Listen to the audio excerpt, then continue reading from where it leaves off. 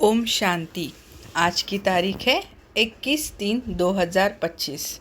तो चलिए सुनते हैं प्यारे मीठे बाबा के आज के महावाक्य। मुरली का सार है, मीठे बच्चे, तुम्हें अपने योग बल से सारी सृष्टि को पावन बनाना है। तुम योग बल से ही माया पर जीत पाकर जगज्जीत बन सकते हो। तो क्या कह रहे हैं बाबा? तुम्हें अपने योग बल से सारी सृष्टि को पावन बनाना है। तो हमें कैसे बनाना है पावन?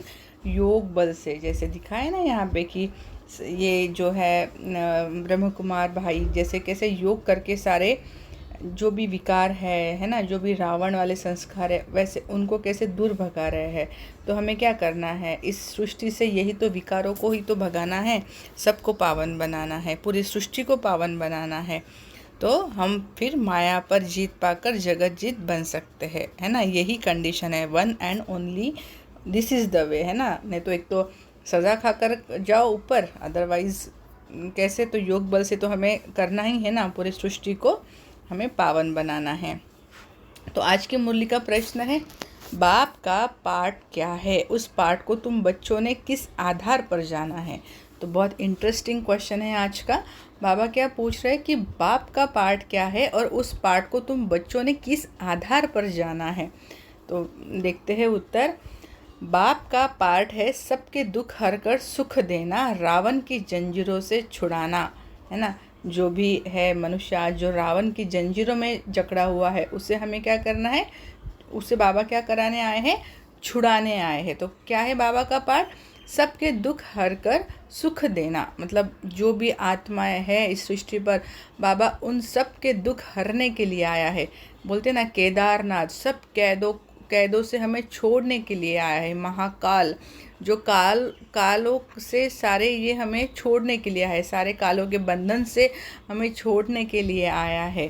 केदारनाथ, रामेश्वर जो राम है हमारे, वो हमें इस लंका से छुड़ाने के लिए आए हैं। तो जब बाप आते हैं तो भक्ति की रात पूरी होती है। बाप तुम्हें स्वयं अपना और अपनी जायदाद का परिचय देते हैं। तुम एक बाप को जानने से सब कुछ जान जाते हो। तो देखो, मोस्ट इम्पॉर्टेंट क्या है? तुम एक बाप को जानने से सब कुछ जान जाते हो। तो जब से हम ज्ञान में आए हैं, बाबा को पहचाना है, तो कितनी सारी बातों का हमें खुलासा हुआ है, कितने सारे राज हमें पता चले हैं कि कैसे ये भगवान होते हैं, कैसे ये मंदिर लायक बनते हैं, कैसे इनकी पूजा होती है, कौन है सर्वश्रेष्ठ, क्या होता है सतयुग, क्या होता है नरक, सारी दुख की दुनिया कौन सी, सुख की दुनिया कौन सी, सारा नॉलेज हमें कहाँ से मिला है? एक बाप को जानने से। क्या हमें इतने सारे धर्म शास्त्र पढ़े हैं, भगवत कथाएं सुनी है, पर इतना हम बस सुनते थे और बस निकाल देते, इस कान से सुनना उस कान से निकाल देना, पर अपने बुद्धि में वो कभी ग्रहण नहीं होता था। पर जब वो सत्यम शिवम सुंदरम जब आकर उन्होंने स्वयं सब परिचय दिया है, तब जाकर वो हमारे बुद्धि में ठहर सका है ना। तो उनको आना पड़ा, वो चीज़ के लिए वो उनको आना पड़ा। तो तुम एक बाप को जानने से ही सब कुछ जान जाते हो, है ना। This is most important. आज का गीत है, तुम ही हो माता पिता, तुम ही हो बंधु सखा, तुम ही हो। ओम शांति।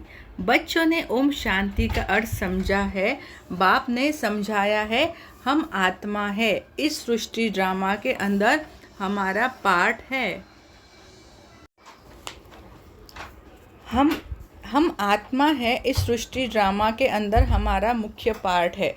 किसका पार्ट है? आत्मा शरीर धारण कर पार्ट बजाती है। तो बच्चों को अब आत्माभिमानी बना रहे हैं। तो कौन? बाबा क्या बना रहे हैं हमें? आत्माभिमानी।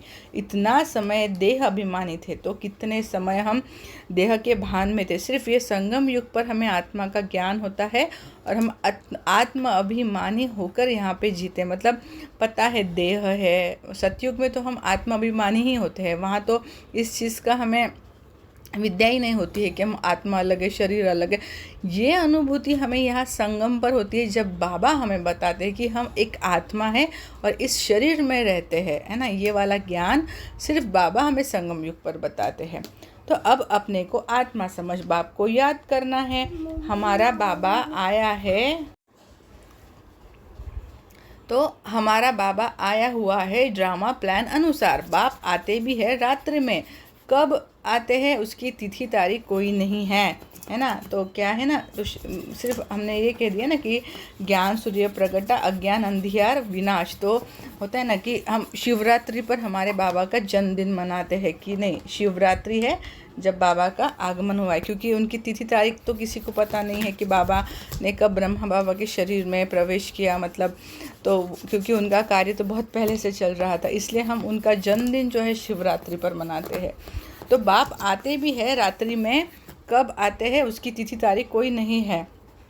तिथि तारीख उनकी होती है जो लौकिक जन्म लेते हैं, है ना। और ये भी है ना कि जो अगर वहाँ से ऊपर से आ रहा है, जन्म ले रहा है, तो उसकी ही हम तिथि या तारीख बता सकते हैं।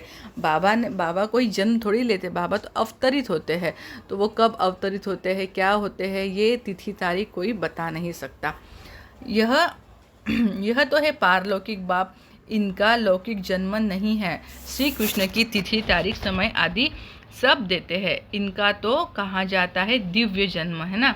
तो जैसे गीता में भी लिखा है ना कि हे अर्जुन, मेरे जन्म और कर्म दिव्य अर्थात निर्मल और अलौकिक है। तो बाबा ने खुद देखो कहा है, भगवत गीता में भी है ये बात, क्या है कि हे अर्जुन, मेरे जन्म और कर्म दिव्य अर्थात निर्मल और अलौकिक है। तो दिव्य अर्थात निर्मल और अलौकिक, तो अलौकिक कौन है, हमारे बाबा। उन्होंने क्या कहा है कि वो लौकिक में आते हैं, क्या नहीं ना, अलौकिक है। तो श्री कृष्ण तो कैसे शरीर धारण करते। तो देखो ये सारी बातें गुह्य लिखी हुई है गीता में, पर क्या होता है ना, हम समझ नहीं पाते हैं, है ना। तो लौकिक जन्म नहीं है। श्री कृष्ण की तिथि तारीख समय आदि सब देते हैं। इनका तो कहा जाता है दिव्य जन्म। बाप इनमें प्रवेश कर बताते हैं कि यह बेहद का ड्रामा है, उसमें आधा कल्प है। जब रात अर्थात घोर अंधियारा होता है तब मैं आता हूँ। तिथि तारीख कोई नहीं, इस समय भक्ति भी तमो प्रधान है। आधा कल्प है बेहद का दिन। बाप खुद कहते हैं मैं इनमें प्रवेश किया हूँ। किन में, ब्रह्मा बाबा में, है ना। इनमें बाबा ने प्रवेश किया है। ओके, इनमें आकर बाबा हमें मुरली सुनाते हैं, है ना। बाप खुद कहते हैं मैंने इनमें प्रवेश किया है। गीता में भगवान उवाच, परंतु भगवान मनुष्य हो ना सकता, है ना। तो भगवान मनुष्य हो सकता है कि नहीं, वो तो जन्म मरण से न्यारे है, वो इस चक्र में आते ही नहीं है। तो ये बात हमें ध्यान में रखनी है। श्री कृष्ण भी देवी गुणों वाला है, यह मनुष्य लोक है, यह देवलोक नहीं है। गाते भी है ब्रह्मा देवताए नमः, वह है सूक्ष्म वतनवासी। बच्चे जानते हैं वहाँ हड्डी मांस नहीं होता है ना। तो सूक्ष्म वतन में हड्डी मांस होता है क्या, नहीं ना। सिर्फ फरिश्ते एंजेलिक फॉर्म में सब वहाँ होते हैं। जैसे बाबा यहाँ पे चित्र दिखाया गया है ना, एंजेलिक फॉर्म में। आपने परियों की तो कहानी सुनी होगी ना कि परियां होती है, बहुत सुंदर होती है, उनके पंख होते हैं, वो बोलती नहीं है पर एकदम लाइट के फॉर्म में होती है। तो वैसे हम सूक्ष्म वतन में बिल्कुल लाइट के फॉर्म में होते हैं। वह है सूक्ष्म सफ़ेद छाया। जब मूल वतन में है तो आत्मा को न सूक्ष्म शरीर छाया वाला है न हड्डी वाला है। और जब हम मूल वतन में होते हैं तो ये वाला सूक्ष्म शरीर भी नहीं होता, ओनली हम बिंदी आत्मा। इन बातों को कोई भी मनुष्य मात्र नहीं जानते हैं, बाप ही आकर सुनाते हैं, ब्राह्मण ही सुनते हैं। तो देखो कौन सुनते हैं, जो ब्राह्मण जो बाप के बनते हैं वही सुनेंगे। अदरवाइज़ ये बातें कोई सुनेगा भी तो वो समझ में नहीं आएगा उनके, है ना। तो इट इज़ मोस्ट इम्पॉर्टेंट कि ब्राह्मण ही सुनते हैं और कोई नहीं सुनते। ब्राह्मण ही सुनते हैं और कोई नहीं सुनते। तो कितने लकी है ना हम कि हम ब्राह्मण बने हैं, तो ही हमें ये बातें पता चली है। ब्राह्मण वर्ण होता ही है भारत में, वह भी तब होता है जब परमपिता परमात्मा प्रजापिता ब्रह्मा द्वारा ब्राह्मण धर्म की स्थापना करते हैं। अब इनको रचता भी नहीं कहेंगे। तो देखो क्या है कि इनको क्या रचता भी नहीं कहेंगे।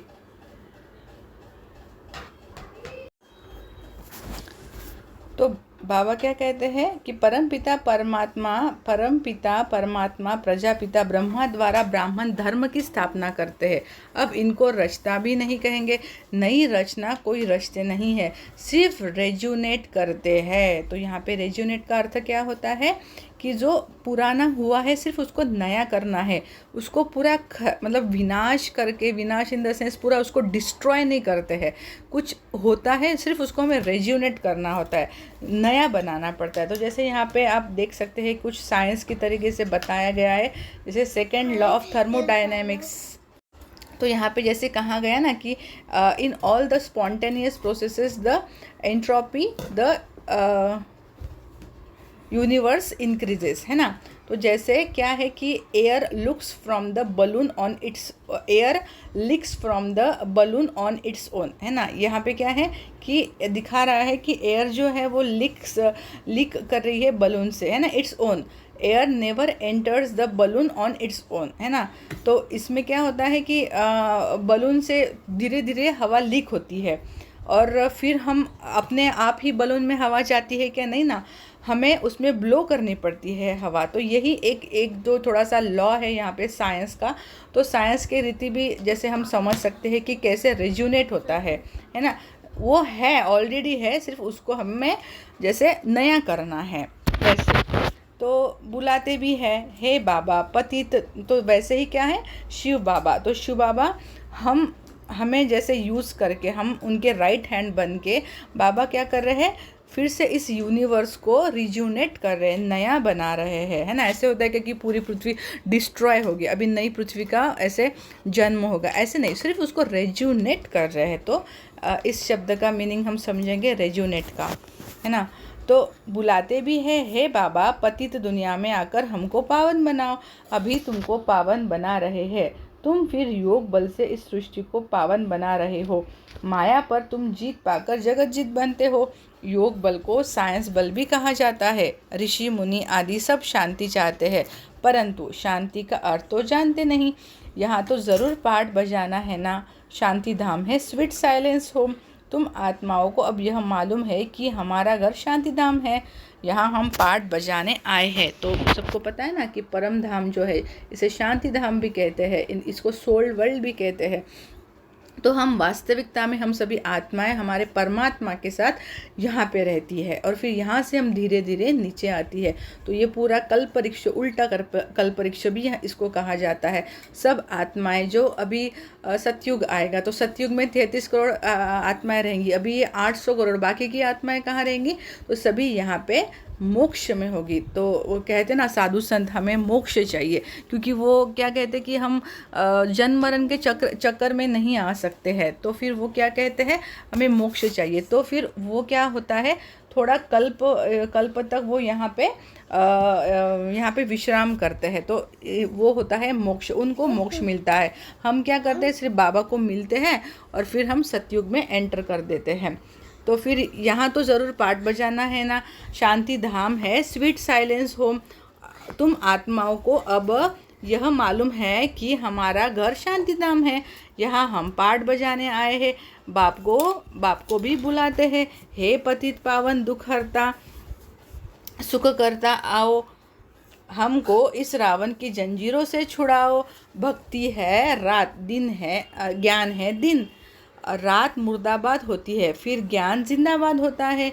यह खेल है सुख और दुख का, तुम जानते हो। यह खेल है सुख और दुख का, तुम जानते हो। पहले हम स्वर्ग में थे, फिर उतरते उतरते आकर नीचे हेल में पड़े हैं। कलयुग कब खलास होगा, फिर सतयुग कब आएगा, यह कोई नहीं जानते। तुम बाप को जानने से बाप द्वारा सब कुछ जान गए हो। मनुष्य भगवान को ढूंढने के लिए कितना धक्का खाते हैं, बाप को जानते ही नहीं। तब जब बाप आकर अपना और जायदाद का परिचय दे। वर्षा बाप से ही मिलता है, माँ से नहीं, इनको मम्मा भी कहते हैं। तो जैसे ये मातेश्वरी जी हमारे यज्ञ की, जैसे इनको मम्मा कहते हैं, जैसे बाबा ब्रह्मा बाबा और सरस्वती, तो ये जगदम्बा माँ सरस्वती हमारे जैसे इनको मम्मा कहते हैं। तो इनको मम्मा भी कहते हैं, परंतु इनसे वर्षा नहीं मिलता है, इनको याद भी नहीं करना है। देखो बाबा कितना हमें कहते हैं कि आपको किसी को भी याद नहीं करना, सिर्फ मुझे याद करना है ना। वर्षा सिर्फ मुझसे मिलेगा आपको, बाकी किसी से नहीं मिलेगा। इनको याद भी नहीं करना है। ब्रह्मा विष्णु शंकर भी शिव के बच्चे हैं, यह भी ब्रह्मा विष्णु शंकर भी शिव के बच्चे हैं, यह भी कोई नहीं जानते। बेहद की सारी दुनिया का रचयिता एक बाप ही है, बाकी सब है उनकी रचना। या हद के रचयिता, अब तुम बच्चों को बाप कहते हैं, मुझे याद करो तो तुम्हारे विकर्म विनाश हो। मनुष्य बाप को नहीं जानते हैं तो किसको याद करे, इसलिए बाप कहते हैं कितने निधन के बन पड़े हैं। यह भी ड्रामा में नूंद है। भक्ति और ज्ञान दोनों में सबसे श्रेष्ठ कर्म है ना। तो भक्ति और ज्ञान, इसमें क्या है, सबसे श्रेष्ठ कर्म है दान करना। भक्ति मार्ग में ईश्वर अर्थ दान करते हैं, किस लिए, कोई कामना तो ज़रूर रहती है। समझते हैं जैसा कर्म करेंगे वैसा फल दूसरे जन्म में पाएंगे, है ना। तो यहाँ पे जैसे आप देख सकते हैं कि हम जैसा भी कर्म करते हैं तो दूसरे जन्म में हम पाते, कि जैसे अगर हम बहुत दान देते हैं तो हम थोड़ा धनी बन जाते हैं। दान पुण्य करने वाले धनवान बनकर जन्म लेते हैं। फिर जो थोड़ा सा किसी की सेवा करते हैं तो वो, जैसे डॉक्टर्स लोग होते हैं तो सेवा करते हैं तो वो फिर और उनका जो स्वास्थ्य होता है वो बहुत अच्छा रहता है अगले जन्म में। जो फिर पढ़ाई का विद्या दान करने वाले होते हैं तो वो अगले जन्म में विद्वान के रूप में जन्म लेते हैं। और जो कोई जैसे अभी हिंसा कर रहा है कोई, तो फिर वो किसी के ऊपर हिंसा कर रहा है, किसी को मार रहा है, तो वो अगले जन्म में उसका वो लूड़ा लंगड़ा अंधा बहरा ऐसे जन्म लेता है। अभी अगर हम माँ बाप की सेवा करते हैं तो फिर हम किसी की सेवा लेते हैं तो फिर हमें किसी की सेवा भी करनी पड़ती है। और जब हम चोरी करते हैं, जेल कई सज़ा भुगते हैं मतलब होते हैं, तो फिर किसी का ऐसा चोरी वगैरह करते तो नेक्स्ट जन्म में हमें बिना किसी वजह ही बोलते ना कि मैंने तो कुछ किया नहीं, दूसरों की सज़ा मुझे क्यों मिल रही है, मैं कैसे जेल में चला गया। तो वो हमारा सारा क्या होता है, पिछले जन्मों का हिसाब किताब होता है। तो ये बहुत अच्छा दिया है कि जैसा हम कर्म करेंगे वैसा हमें फल मिलेगा। तो नॉट नेसेसरी कि हम इसी जन्म, कभी कभी कहते हैं ना कि इस जन्म में तो मैंने किसी का बुरा नहीं किया, पर हो सकता है वो आपके पिछले जन्म का हो, तो वो कैरी फॉरवर्ड करके इस जन्म में आ जाता है। तो फिर हमें वो क्लियर करना पड़ता है उस आत्मा के साथ। तो इस जन्म में जो करेंगे उसका फल दूसरे जन्म में पाएंगे, जन्म जन्मांतर नहीं पाएंगे। एक जन्म के लिए फल मिलता है। सबसे अच्छे से अच्छा कर्म होता है दान। दानी को पुण्यात्मा कहा जाता है। भारत को महादानी कहा जाता है। भारत में जितना दान होता है उतना और कोई खंड में नहीं। बाप भी आकर बच्चों को दान करते हैं, बच्चे फिर बाप को दान करते हैं। कहते हैं बाबा आप आएंगे तो हम अपना तन मन धन सब आपके हवाले कर देंगे, है ना। तो हम करते हैं ना ये कि बाबा को क्या कहा था कि बाबा आप आओ, हे पतित पावन आओ, हम तन मन धन से आपके हो जाएंगे, है ना। तो आप बिगर हमारा कोई नहीं। बाप भी कहते हैं मेरे लिए तुम बच्चे ही हो, मुझे कहते ही हो हेवेनली गॉड फादर, अर्थात स्वर्ग की स्थापना करने वाला। मैं आकर तुमको स्वर्ग की बादशाही देता हूँ। बच्चे मेरे अर्थ सब कुछ दे देते हैं। बाबा सब कुछ आपका है। भक्ति मार्ग में भी कहते थे बाबा यह सब कुछ आपका दिया हुआ है। फिर वह चला जाता है तो दुखी हो जाते हैं। वह है भक्ति का अल्पकाल का सुख। बाप समझाते हैं भक्ति मार्ग में तुम मुझे दान पुण्य करते हो, इनडायरेक्ट उसका फल तो तुमको मिलता रहता है ना। तो इनडायरेक्ट जैसे हम भक्ति मार्ग में हमने दान पुण्य किया था उसका फल हमें इनडायरेक्टली मिलता ही रहता है। ऐसे नहीं कि नहीं मिलता, पर मिलता रहता है। उसका फल तो तुमको मिलता रहता है। अब इस समय में तुमको कर्म अकर्म विकर्म का राज बैठ समझाता हूँ। भक्ति मार्ग में तुम जैसे कर्म करते हो उसका अल्पकाल सुख भी मेरे द्वारा तुमको मिलता है। इन बातों का दुनिया में किसको पता नहीं है। तो ये बातें सिर्फ हम लोगों को पता है, सिर्फ ब्राह्मण आत्माओं को पता है।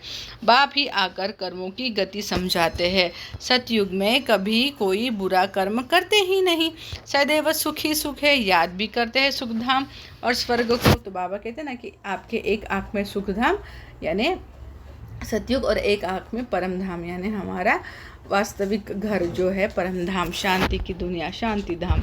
अभी बैठे हैं नर्क में, फिर भी कह देते हैं फलाना स्वर्ग पधारा। आत्मा को स्वर्ग कितना अच्छा लगता है। आत्मा ही कहती है ना फलाना स्वर्ग पधारा, परंतु तमो प्रधान होने के कारण उनको कुछ पता नहीं पड़ता है कि स्वर्ग क्या नर्क क्या है। बेहद का बाप कहते हैं तुम कितने तमो प्रधान बन गए हो। ड्रामा को तो जानते नहीं, समझते भी है कि सृष्टि का चक्र फिरता है तो ज़रूर हूबहू फिरेगा। तो आप सबको पता है ना कि ये सृष्टि का हमारा चक्र है, जहाँ सतयुग, त्रेता युग, द्वापर युग, कलयुग, ऐसे 4 है, और फिर छोटा सा एक संगम युग। तो ये जो चक्र है इसको सृष्टि चक्र बोलते हैं, काल चक्र फिरते बोलते हैं, और ये पूरे 5000 वर्ष का होता है, और ये कल्प कल्प कल्प चलता ही रहता है ना। तो वह सिर्फ कहने मात्र कह देते हैं। अभी यह है संगम युग, इस एक ही संगम युग का गायन है। आधा कल्प देवताओं का राज्य चलता है, फिर वह राज्य कहाँ चला जाता है, कौन जीत लेते हैं, यह भी किसको पता नहीं। बाप कहते हैं रावण जीत लेता है। उन्होंने फिर देवता और असुरों की लड़ाई बैठ दिखा दी है। तो दिखाई है ना कि जब समुद्र मंथन हुआ था तो वहाँ पे अमृत के लिए कैसे देवता और आसुरों का जैसे लड़ाई ही था ना, एक प्रकार का वो समुद्र मंथन की, आप ये लो मैं ये लूँगा, तो एक प्रकार की वो आसुरी लड़ाई दिखाई दी थी। अब बाप समझाते हैं 5 विकारों रूपी रावण से हारते हैं, फिर जीत भी पाते हैं रावण पर। तुम तो पूज्य थे, फिर पुजारी पतित बन जाते हो, तो रावण से हारे ना। यह तुम्हारा दुश्मन होने के कारण तुम सदैव जलाते आए हो, परंतु तुमको पता नहीं। अब बाप समझाते हैं रावण के कारण तुम पतित बने हो। इन विकारों को ही माया कहा जाता है। माया जीत जगत जीत, यह रावण सबसे पुराना दुश्मन है। अभी श्रीमत से तुम इन 5 विकारों पर जीत पाते हो। बाप आए हैं जीत पहनाने, है ना। तो थैंक यू सो मच प्यारे बाबा, आप हमें जीत पहनाने आए हो। यह खेल है ना, माया ते हारे हार, माया ते जीते जी। जीत बाप भी पहनाते हैं, इसलिए इनको सर्वशक्तिमान कहा जाता है। तो सिर्फ बाबा ही हमें जीत पहना सकते। रावण भी कम शक्तिमान नहीं है, है ना।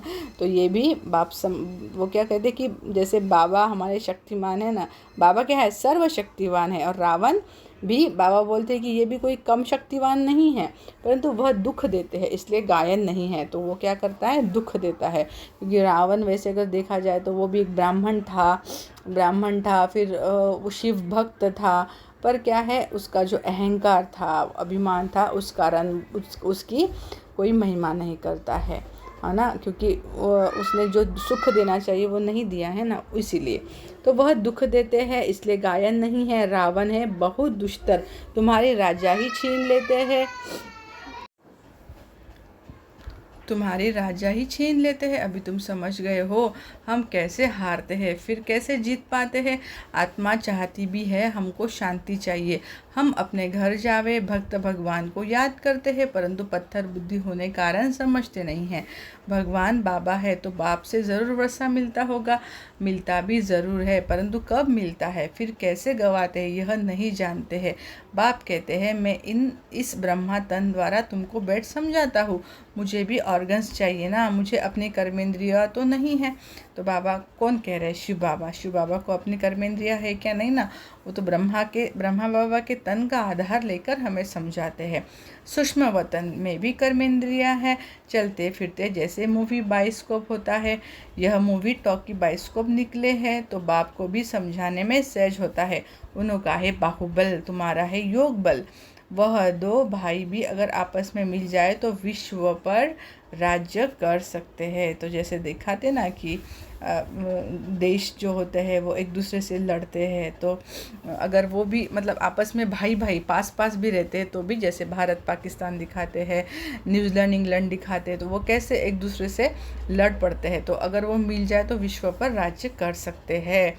परंतु अभी तो फूट पड़ी हुई है। तुम बच्चों को साइलेंस का शुद्ध घमंड रहना चाहिए। तुम मन मनाभाव के आधार से साइलेंस द्वारा जगतजीत बन जाते हो, वह है साइंस घमंडी। तुम साइलेंस घमंडी अपने को आत्मा समझ बाप को याद करते हो, याद से तुम सतो प्रधान बन जाएंगे। बहुत सहज उपाय बताते हैं, तुम जानते हो शिव बाबा आए हैं हम बच्चों को फिर से स्वर्ग का वर्षा देने। तुम्हारा जो भी कलयुगी कर्म बंधन है, बाप कहते हैं उनको भूल जाओ। 5 विकार भी मुझे दान में दे दो। तुम जो मेरा करते आए हो, मेरा पति, मेरा फलाना, यह सब भूलते जाओ। सब देखते हुए भी उनसे ममत्व मिटा दो। यह बात बच्चों को ही समझाते हैं, जो बाप को जानते ही नहीं वह तो इस भाषा को भी समझ न सके। बाप आकर मनुष्य से देवता बनाते हैं। देवताएं होते ही सतयुग में है, कलयुग में होते हैं मनुष्य। अभी तक उनकी निशानियां हैं, अर्थात चित्र है। मुझे कहते ही है पतित पावन, मैं तो डिग्रेड होता नहीं हूँ। तो बाबा कभी ऐसे होते हैं क्या पतित से जैसे पावन से नीचे नीचे नीचे आते हैं क्या, पतित बनते क्या? नहीं, बाबा कभी उनकी डिग्री जो होती है डिग्रेड, वो नीचे नीचे कभी नहीं जाते। हमारी जो होती है वो कलाएं कम होती है, बाबा की नहीं होती है कलाएं कम। तुम कहते भी हो हम पावन थे, फिर डिग्रेड हो पतित बने हैं। अब बाप आकर पावन बनाओ तो हम अपने घर में जाए। यह है स्पिरिचुअल नॉलेज, अविनाशी ज्ञान रत्न है ना। यह है नई नॉलेज, अभी तुमको यह नॉलेज सिखाता हूँ। रचयिता और रचयिता के आदि मध्य अंत का राज बताता हूँ। अभी यह तो है पुरानी दुनिया, इसमें तुम्हारे जो भी मित्र संबंधी आदि है देह सहित सबसे महत्व निकाल दो। Point to be noted. अभी तुम बच्चे अपना सब कुछ बाप हवाले करते हो। बाप फिर स्वर्ग की बादशाही 21 जन्म के लिए तुम्हारे हवाले कर देते हैं। लेन देन तो होती है ना। बाप तुमको 21 जन्म के लिए राज्य भाग्य देते हैं। 21 जन्म 21 पीढ़ी गाए जाते हैं ना, अर्थात 21 जन्म पूरी लाइफ चलती है। बीच में कभी शरीर छूट नहीं सकता, अकाले मृत्यु नहीं होती। तुम अमर बन और अमरपुरी के मालिक बनते हो। तुमको कभी काल खा ना सके। अभी तुम मरने के लिए पुरुषार्थ कर रहे हो। तो मरना माना कौन सा होता है ना, इस बुद्धि रूपी से, मतलब इस दुनिया से हमें बुद्धि रूपी से मरना है। ऐसे नहीं कि हाँ मैं शरीर ही छोड़ दूँ, वैसे वाला मरना नहीं है कि हमारा बुद्धि योग इस दुनिया से टूट जाए। बाप कहते हैं देह सहित देह के सब संबंध छोड़ एक बाप से संबंध रखना है। अब जाना ही है सुख के संबंध में, दुख के बंधनों को भूलते जाएंगे। गृहस्थ व्यवहार में रहते पवित्र बनो। तो जैसे यहाँ पे भी है ना कि ये सब हमें ये छोड़ना है। हमें कैसे मर्जीवा जन्म है, ये सारे जो विकार है ना, काम क्रोध मोह लोभ, ये सारा हमें छोड़ना है। और हमें जैसे गृहस्थ में रहकर, मतलब खाना बना रहे तो भी बाबा की याद में, ऑफिस में है तो भी बाबा की याद में, है ना, तो सबके साथ बैठे हैं तो भी बाबा की याद में। तो गृहस्थ में रह के हमें बाबा को याद करना है और पवित्र बनना है। बाप कहते हैं मामेकम याद करो, साथ साथ देवी गुण भी धारण करो। इन देवताओं जैसा बनना है, यह है एम ऑब्जेक्ट। यह लक्ष्मी नारायण स्वर्ग के मालिक थे। तो कौन? ये जो लक्ष्मी नारायण हैं ये स्वर्ग के मालिक थे। इन्होंने कैसे राज्य पाया, फिर कहाँ गए, यह किसको पता नहीं। अभी तुम बच्चों को देवी गुण धारण करने हैं, किसको भी दुख नहीं देना है। बाप है ही दुख हरता सुख करता, तो तुमको भी सुख का रास्ता सबको बताना है, अर्थात अंधों की लाठी बनना है। अभी बाप ने तुम्हें ज्ञान का तीसरा नेत्र दिया है। तुम जानते हो बाप कैसे पाठ बजाते हैं। अभी बाप जो तुमको पढ़ा रहे हैं, फिर यह पढ़ाई प्राय लोप हो जाएगी। देवताओं में यह नॉलेज रहती नहीं। तुम ब्रह्मामुख वंशावली ब्राह्मण ही रचता और रचना के ज्ञान को जानते हो। तो कितने लकी, कितने भाग्यशाली है हम, और कोई जान नहीं सकते। इन लक्ष्मी नारायण आदि में भी अगर यह ज्ञान होता तो परंपरा चला आता।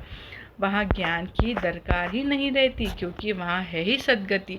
अभी तुम सब कुछ बाप को दान देते हो, तो फिर बाप तुमको 21 जन्म के लिए सब कुछ दे देते हैं। ऐसा दान कभी होता है क्या? तो हम क्या देते हैं बाबा को? दान, हमारे विकार। और बाबा क्या देते हैं हमें? 21 जन्मों की सत्य युगी बादशाही। और हम क्या दे रहे हैं उनको? हमारे विकार। तो अब ऐसा कोई सौदा देखा है क्या जो बाप ने हमारे साथ किया है? कोई कर सकता है क्या इतना ऐसा वाला सौदा कि मुझे आप अपनी सारी गंदगी दे दो और मैं तुम्हें सतयुग की बादशाही दूँ, वो भी 21 जन्म के लिए? बताओ, ऐसा सौदा कभी किसने किया है क्या? कौन कर सकता है ऐसा सौदा? किसमें है क्या हिम्मत? हम अभी किसी को बोले ना कि आप ना घर में ही देखो, अगर आप बोलो किसी को ना, होता है ना मोस्टली कि जो घर गृहस्थ में रहते हैं तो किसी की सास बहू में होती है, जेठानी या वो जो होती है वो दोनों में होती है। तो उनको बोलो कि आप ना हमें कितना भी गाली दो, कितना भी कुछ भी दो, मैं तो तुम्हें सिर्फ सुख ही दूंगा, मैं तुमसे बहुत अच्छा बात करूंगा। ऐसे हो सकता है क्या? नहीं ना। तो वो देखो बाबा हमारे तो सारे मतलब जो भी हमारे अंदर जो भी विकार है वो सारे ले लेते हैं और हमें 21 जन्म की बादशाही देते हैं। तो देखो ऐसे भाग्यवान हैं हम आत्माएं जिसे भगवान मिला है। तो बाबा यह सब कुछ आपका है, आप ही हमारे सब कुछ हो। त्वमेव माता पिता त्वमेव बंधु च सखा त्वमेव। पाठ तो बजाते हैं ना, बच्चों को एडॉप्ट भी करते हैं, फिर खुद ही पढ़ाते हैं, फिर खुद ही गुरु बन सबको ले जाते हैं। तो बाबा हमारे बाबा भी है, शिक्षक भी है और सतगुरु भी है। कहते हैं तुम मुझे याद करो तो पावन बन जाएंगे, फिर तुमको साथ ले जाऊंगा। यह यज्ञ रचा हुआ है, यह है शिव ज्ञान यज्ञ। इसमें तुम तन मन धन सब स्वाहा कर देते हो, खुशी से सब समर्पण हो जाता है, बाकी आत्मा रह जाती है। बाबा बस अब हम आपकी श्रीमत पर ही चलेंगे। बाप कहते हैं गृहस्थ व्यवहार में रहते पवित्र बनना है। 60 वर्ष की आयु जब तक होती है तो वानप्रस्थ अवस्था में जाने की तैयारी करते हैं, परंतु वह कोई वापस जाने के लिए थोड़ी तैयारी करते हैं। अभी तुम सदगुरु का मंत्र लेते हो, मन मना भव। भगवान वास तुम मुझे याद करो तो तुम्हारे विकर्म विनाश होंगे। सबको कहो आप सबकी वानप्रस्थ अवस्था है, शिव बाबा को याद करो। अब जाना है अपने घर, तो जाना है ना सबको अपने घर। तो हमारे घर की स्मृति हमें होनी चाहिए, क्योंकि हमें जहाँ जाना होता है उस चीज़ की हमें स्मृति रहनी चाहिए। अच्छा, ओम शांति। मीठे मीठे सिकिल दे बच्चों प्रति माता पिता बाप दादा का याद प्यार और गुड मॉर्निंग। रूहानी बाप की रूहानी बच्चों को नमस्ते। हम रूहानी बच्चों की रूहानी माता पिता बाप दादा को याद प्यार, गुड मॉर्निंग और नमस्ते। शुक्रिया मेरे मीठे प्यारे बाबा, आपका तहे दिल से शुक्रिया। धारणा के लिए मुख्य सार है, कलयुगी सर्व कर्म बंधनों को बुद्धि से भूल 5 विकारों का दान कर आत्मा को सतो प्रधान बनाना है। एक ही साइलेंस के शुद्ध घमंड में रहना है। इस रुद्र यज्ञ में खुशी से अपना तन मन धन सब अर्पण कर सफल करना है। इस समय सब कुछ बाप हवाले कर 21 जन्मों की बादशाही बाप से लेना है। तो कौन सा है हमारा ये रुद्र अविनाशी रुद्र गीता या ज्ञान यज्ञ। तो ये 1937 में स्थापित हुआ, अभी तक चल रहा है। आज का वरदान है, रोब के अंश का भी त्याग करने वाले स्वमानधारी पुण्य आत्मा भव। तो किसका हमें वंश नहीं, किसका अंश भी हमारे अंदर ना हो, रोब का अंश। तो क्या है इसका विस्तार, स्वमानधारी बच्चे सभी को मान देने वाले दाता होते हैं। दाता अर्थात रहमदिल, उनमें कभी किसी भी आत्मा के प्रति संकल्प मात्र भी रोब नहीं रहता। यह ऐसा क्यों, ऐसा नहीं करना चाहिए, होना नहीं चाहिए। ज्ञान यह कहता है क्या क्या क्या, यह भी सूक्ष्म रोब का अंश है। तो चेक करना है कि क्या हम किसी के बारे में ऐसा बोलते हैं, क्या हम में भी ऐसा कोई वंश रहा हुआ है। लेकिन स्वमानधारी पुण्य आत्माएं गिरे हुए को उठाएंगी, सहयोगी बनाएंगी। वह कभी यह संकल्प भी नहीं कर सकती कि यह तो अपने कर्मों का फल भोग रहा है, करेंगे तो ज़रूर पाएंगे, इन्हें गिरना ही चाहिए। ऐसे संकल्प आप बच्चों के नहीं हो सकते। हाँ जी बाबा, बिल्कुल।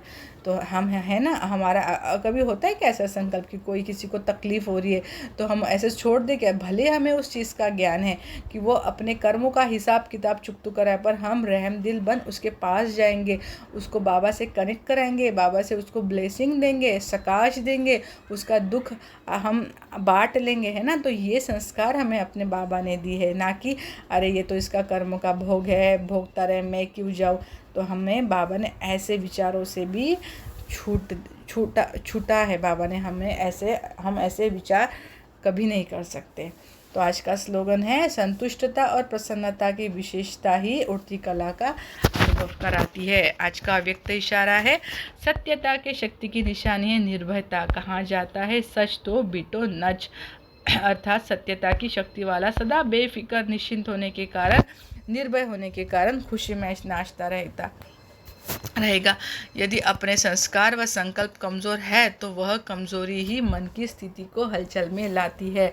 इसीलिए पहले अपनी सूक्ष्म कमज़ोरियों को अविनाशी रुद्र यज्ञ में स्वाहा करो। अच्छा, ओम शांति। शुक्रिया बाबा।